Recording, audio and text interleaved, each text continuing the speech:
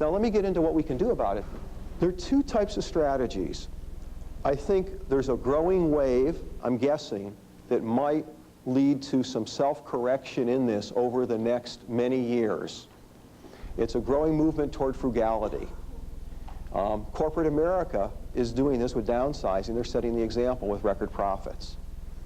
So there's a book called Your Money or Your Life. That's written by Joe Dominguez and Vicki Robin. This book is a bestseller. There are spiritual New Age books, not just in California. So, Celestine Prophecy has sold over 4.5 million copies.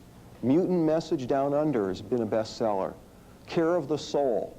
So I see a movement of idealization and away from consumption, fueled by the reality that people cannot buy these things anymore.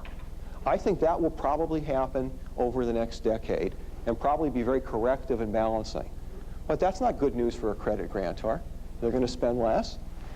The thing I'm concerned about is these people that are going to go into bankruptcy and the people that they're going to only collect a couple pennies on the dollar with. This $700,000 man, he can't help himself. Unless he gets a big deal going, he's headed for bankruptcy very soon. Now, what I propose is a model of consumer education and communication. We're going to have to train collection people and credit grantors, customer relations and customer retention personnel, and we're going to have to train telephone reps who do most of the calls in terms of numbers.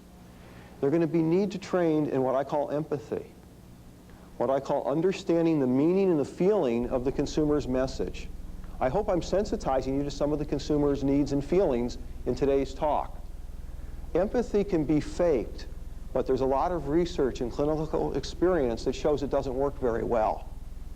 So if you mouth words as a telephone rep, or if you smile and, but the real conversation gets going and it shows that you just want their money, or you're not really interested in them, or what really is happening with their children, that's not going to work.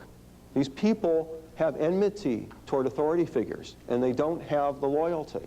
So they're going to have to feel, to use the jargon, they're going to have to feel connected to. They're going to have to feel cared about.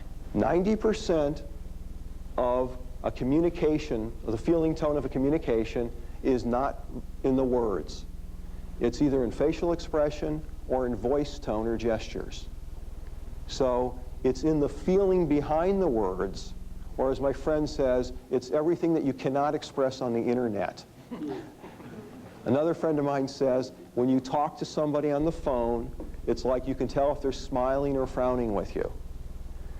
And there are programs that teach these behaviors. They're harder to fake, they require more genuineness, and they reach people more.